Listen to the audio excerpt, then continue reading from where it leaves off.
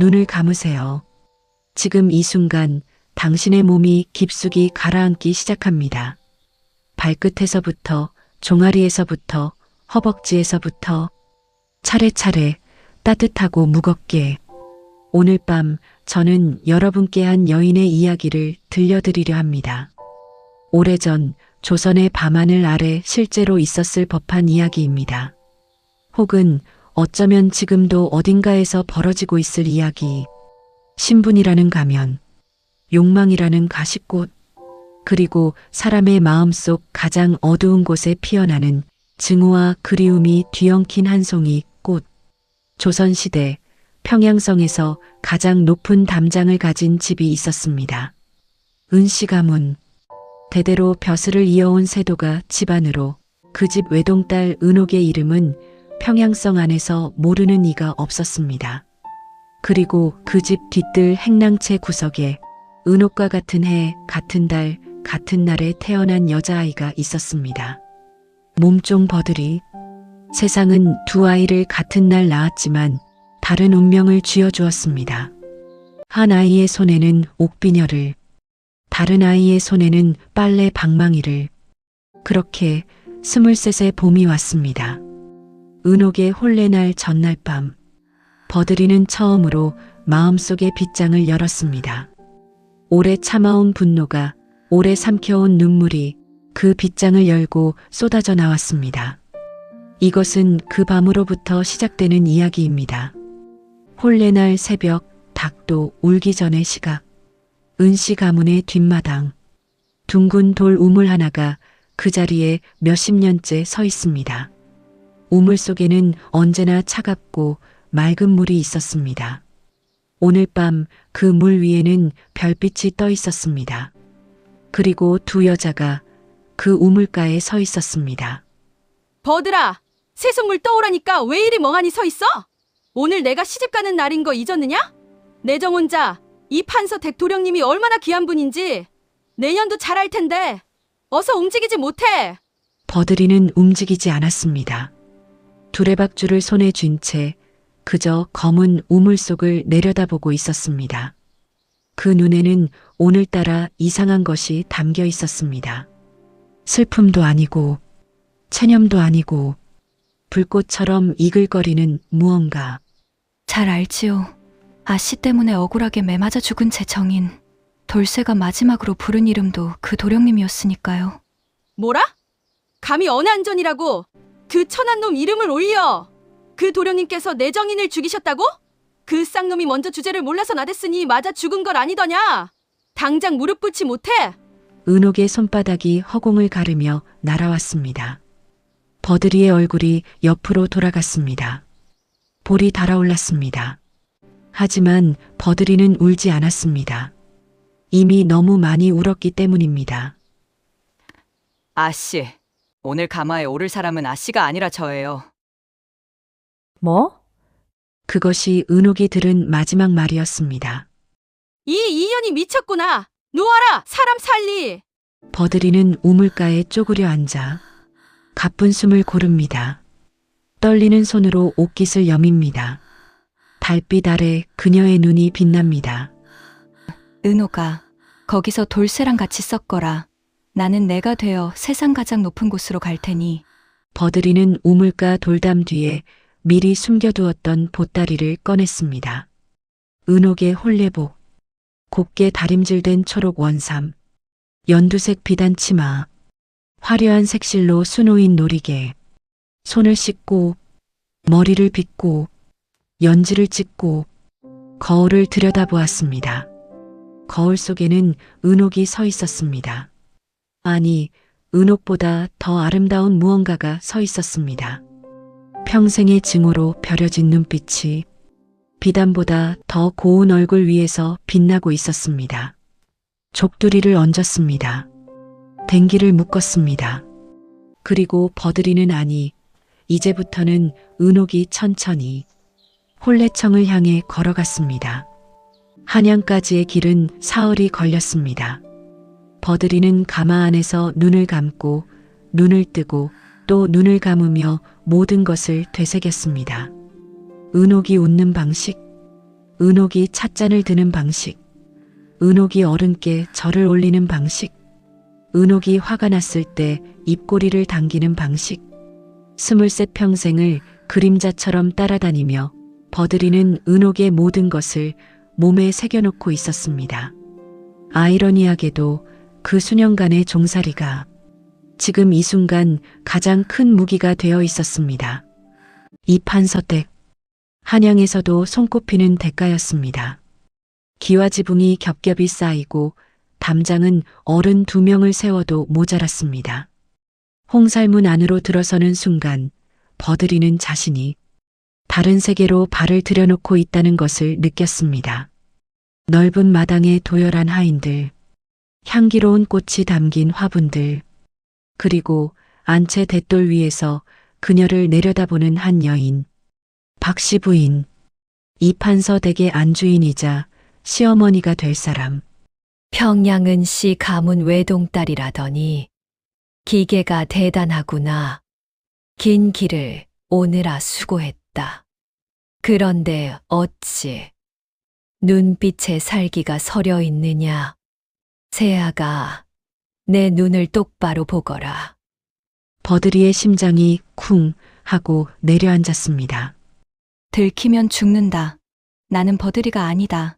나는 은옥이다. 은씨 가문의 고귀한 외동딸 은옥이다. 어머님 먼 길 왔더니 기력이 쇠하여 실례를 범했습니다. 부디 너그러이 보살펴 주시옵소서. 말씨는 곱구나. 들어오너라. 첫 번째 고비를 넘었습니다. 버들이의 등에서 식은땀이 흘러내렸지만 그녀는 고개를 꼿꼿이 들고 안채를 향해 걸었습니다.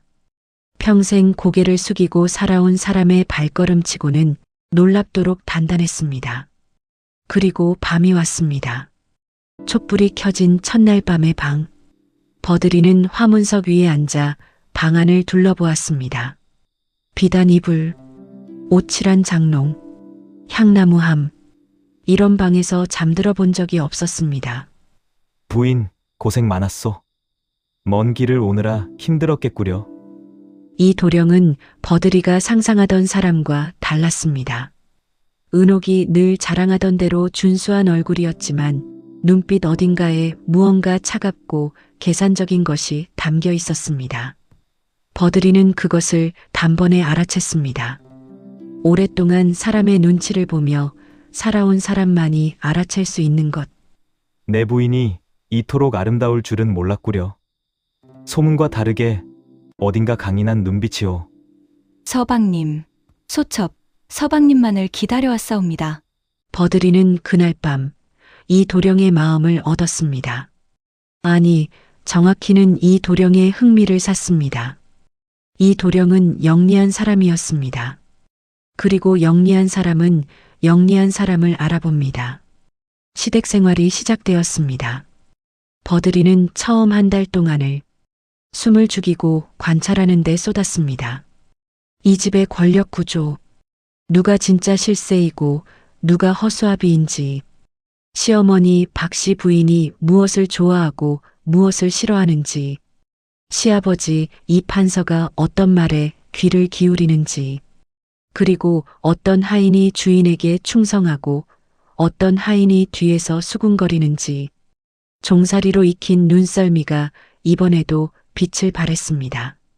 두 번째 달부터 버들이는 움직이기 시작했습니다. 시어머니 앞에서는 다소곳하게, 시아버지 앞에서는 지혜롭게, 하인들 앞에서는 위엄 있게, 남편 앞에서는 아름답게, 그리고 집안의 골칫덩이들 사방에서 권세를 탐내는 첩들과 시어머니에게 아부하는 간사한 몸종들은 버들이의 조용하고 정확한 손에 의해 하나씩 정리되었습니다. 소문 하나가 흘러나오고 실수 하나가 들춰지고 눈물 한 방울이 시어머니 앞에서 떨어지면 그것으로 충분했습니다. 6달이 지났을 때 이 판서 댁에서 아씨라는 이름은 곧 버들이를 뜻하게 되었습니다. 아무도 의심하지 않았습니다. 1년이 지났습니다. 버들이는 이제 이 판서 댁 아씨로 완벽하게 자리를 잡았습니다. 박씨 부인은 그녀를 깍듯이 여겼고 이도령은 그녀 없이는 방안이 심심하다 할 만큼 곁에 두었습니다. 하인들은 아씨의 눈빛 하나에 일사불란하게 움직였습니다. 버드리는 처음으로 생각했습니다. 이제 진짜 내 삶이 시작되었다. 아씨마님, 오늘 인근 시장에서 노비 하나를 사왔사옵니다. 몸은 성하지 않은 게 값이 워낙 싸서. 버드리는 큰 관심 없이 찻잔을 들었습니다. 어디 보자. 그리고 마당으로 끌려 들어오는 여인을 보았습니다. 얼굴에 흉터가 가득하고 머리는 헝클어지고 눈빛이 흐릿한 여인이었습니다. 이름도 기억하지 못한다 했습니다. 어디서 왔는지도 모른다 했습니다. 그러나 버드리는 알아보았습니다. 저 년이 왜 여기? 죽었잖아. 분명 우물 밑바닥에 쳐넣었는데 손톱 긁는 소리가 멈췄는데 물거품이 사라졌는데 어떻게 살아? 기억을 잃은 채 살아남은 진짜 은옥이었습니다. 우물에 빠진 후 어딘가를 떠돌다가 노비로 팔리고 또 팔리다가 이 판서대까지 흘러들어온 것이었습니다. 세상은 때로 이렇게 잔인하게 우연을 만들어냅니다. 저 여인을 어디서 샀다고 했느냐? 남문 시장에서 옵니다. 싸게 나왔길래. 상관없다. 부엌 일 시켜라. 버드리는 돌아섰습니다. 하지만 그날 밤 잠을 이룰 수 없었습니다. 은옥은 기억을 잃은 채였지만 때때로 기묘한 두통에 시달렸습니다. 어떤 얼굴이 스치고 어떤 목소리가 들리고 어디선가 본 듯한 냄새가 났습니다. 그리고 이 집의 아씨를 볼 때마다 가슴 한쪽이 이상하게 쿵 내려앉았습니다. 아씨, 죄송합니다. 제가 무엇을 잘못했는지 모르겠지만 제발 매질만은 거두어 주시옵소서. 버드리는 은옥이 고개를 들 때마다 눈이 마주칠 때마다 불안에 휩싸였습니다. 그리고 그 불안은 분노로 바뀌었습니다. 입 닥쳐라. 전연의 주둥이를 쳐라. 감히 내 얼굴을 똑바로 쳐다봐? 이리 와서 마당 청소부터 다시 해라. 지저분하기가 이를 데 없구나. 버드리는 알고 있었습니다. 은옥을 가혹하게 대하는 것이 옳지 않다는 것을, 오히려 위험하다는 것을. 하지만 멈출 수가 없었습니다. 은옥을 볼 때마다 자신이 한 일이 생생하게 떠올랐습니다. 그 우물가의 밤이, 그 손톱 긁는 소리가. 두려움을 지우려면 두려움의 원인을 짓밟아야 했습니다. 적어도 버드리는 그렇게 믿었습니다. 어느 비 오는 밤이었습니다. 은옥이 부엌에서 설거지를 하다가 문득 손을 멈추었습니다. 빗소리를 듣다 보니 어딘가에서 들어본 것 같은 소리가 겹쳐 들렸습니다. 물소리, 깊고 차갑고 까맣고 손을 뻗으면 닿을 것 같은 돌벽이 있는 곳. 우물이었어. 그때 누군가가 나를 밀었어. 그 손이, 그 손목에는 기억이 조각조각 돌아오기 시작했습니다. 문신, 왼쪽, 손목 안쪽에 작은 문신, 몸종들이 도망가지 못하도록 새기는 그 표식. 은옥은 손을 뻗어 아씨의 손목을 잡았던 그 순간을 떠올렸습니다. 새벽의 차가운 공기, 비단 냄새, 그리고 등을 짚던 두 손. 은옥의 눈이 흐려졌다가 천천히 초점이 맞아들었습니다. 그날 밤, 은옥의 기억이 완전히 돌아왔습니다. 평양성 은씨 가문이 외동딸 은옥, 몸종 버드리, 혼례 전날 새벽의 우물가, 그리고 자신의 등을 밀던 버드리의 두 손. 분노가 치밀었습니다. 공포가 치밀었습니다. 그리고 그것들보다 더 크게 슬픔이 치밀었습니다. 버드리는 자신이 키운 아이였습니다. 아니, 정확히는 자신과 함께 자란 아이였습니다. 같은 날 태어나 다른 운명을 받은 은옥은 부엌에 있던 식칼을 품 안에 넣고 아씨의 방 앞으로 걸어갔습니다. 버드리는 등잔불 앞에 앉아 있었습니다. 잠을 못 이루는 얼굴이었습니다. 그 눈 아래 그늘이 깊었습니다. 두 여인의 시선이 마주쳤습니다. 버들아, 내 옷을 입고 내 남편 옆에 누워있으니 좋더냐? 하, 기억이 돌아오셨나? 이제야 나를 알아보시나요, 아씨? 칼을 들기 전에 마지막으로 묻겠다. 돌쇠가 죽은 것이 정말 내 정인이기 때문이었더냐? 아니면 그것은 빌미였고 너는 처음부터 이 자리를 원했더냐? 버드리는 대답하지 않았습니다. 긴 침묵이 흘렀습니다. 그 침묵 속에서 버드리의 눈이 흔들렸습니다. 처음으로, 정말 처음으로 버드리의 눈에 눈물이 고였습니다. 둘 다야. 돌쇠는 진짜 사랑했어. 그리고 이 자리도 진짜 원했어. 나쁘냐? 배고파 본 적 없는 사람이 배고픈 사람한테 나쁘다고 할 수 있어? 그래서 사람을 우물에 쳐넣었느냐? 됐어. 지금 이미 늦었어. 이 집안 사람들 모두가 나를 아씨로 알고 너를 미친 노비로 안다. 내 손에 칼이 있으면 뭐 하겠어? 누가 내 말을 믿어줄 것 같아? 내가 믿는다. 서방님, 언제부터 거기 계셨습니까? 처음부터. 이 도령이 방 안으로 들어섰습니다. 촛불이 흔들렸습니다. 내정 혼자 은옥이는 왼손잡이였지. 집안에서 미리 보내온 편지도 부채도 모두 왼손으로 들었으니까. 하지만 너는 오른손으로 술을 따르더구나. 첫날 밤부터 알고 있었다. 버들이 충격을 받아 입술이 떨리며 그렇다면 왜? 그리고 내 몸에서 나는 냄새. 비단향으로 가릴 수 있을 줄 알았더냐? 평생 장작을 패고 빨래를 해온 사람의 손은 비단을 아무리 감싸도 그 결이 남는 법이야. 버드리는 무너질 것 같았습니다. 그러나 그녀는 무너지지 않았습니다. 지금껏 한 번도 무너진 적이 없었으니까. 그래서요. 처음부터 알고도 왜 내버려 두었습니까? 쓸모가 있었기 때문이지. 이 집안 골칫덩이들, 첩들, 간신들, 아버님 재산을 노리는 무리들, 내가 다 정리해 주었잖느냐. 은옥이었다면 절대 할 수 없었을 일들을. 버드리의 입에서 웃음이 새어나왔습니다. 울음과 웃음이 뒤섞인 기묘한 소리였습니다. 버들이 광기 어린 웃음, 점점 커지다가 다시 낮아지며 하하, 결국 나도 당신의 놀이개였군. 은옥의 종에서 당신의 종으로. 자리는 바뀌었는데 나는 여전히 종이었어. 이제 쓸모가 다했구나. 여봐라, 저 가짜를 끌어내어 관가에 넘겨라. 은옥아, 너도 조심해라. 이 남자는 나보다 더한 괴물이야. 너도 결국 쓸모가 닿으면 똑같이 버려질 거야. 들려, 은옥아. 은옥은 혼자 방 안에 남았습니다. 촛불이 흔들렸습니다.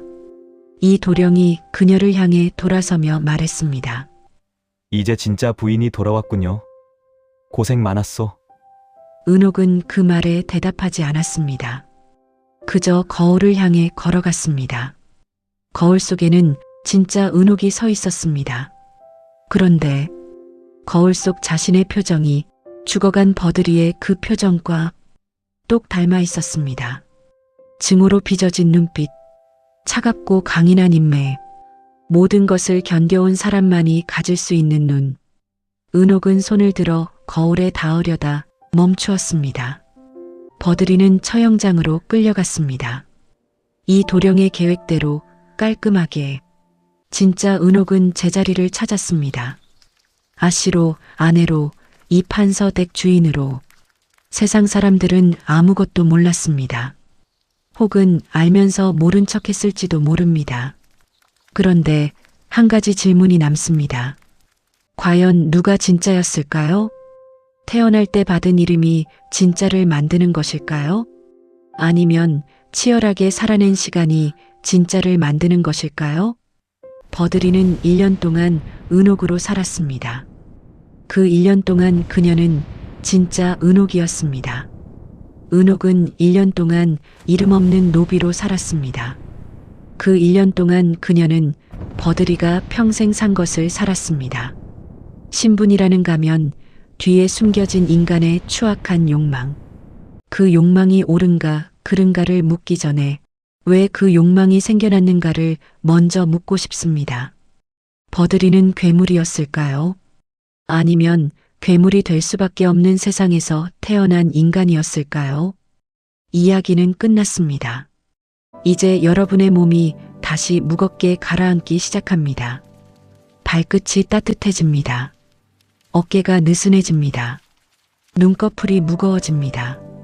버들이의 이야기를 마음 한켠에 내려놓으세요.